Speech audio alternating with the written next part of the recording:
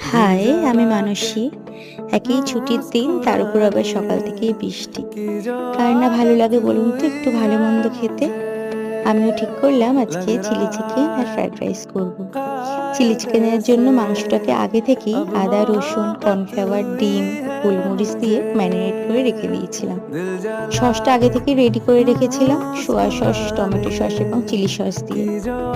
ভালো করে মাংসগুলোকে ভেজে নেব। সেই একই তেলেই একটু চিলি ফ্লেক্স, রসুন দিয়ে পেঁয়াজ আর ক্যাপসিকাম গুলো দিয়ে ভালো করে এদিক ওদিক একটু নেড়ে নেব। যে সসটা রেডি করেছিলাম সেটাও দিয়ে দিলাম। তারপর আর কি মাংসগুলো দিয়ে একটু কর্নফ্লাওয়ার গুঁড়া দিয়ে ফুটে উঠলেই রেডি। এর সাথে জমে যাওয়ার জন্য ফ্রাইড রাইস কিন্তু অতুলনীয়।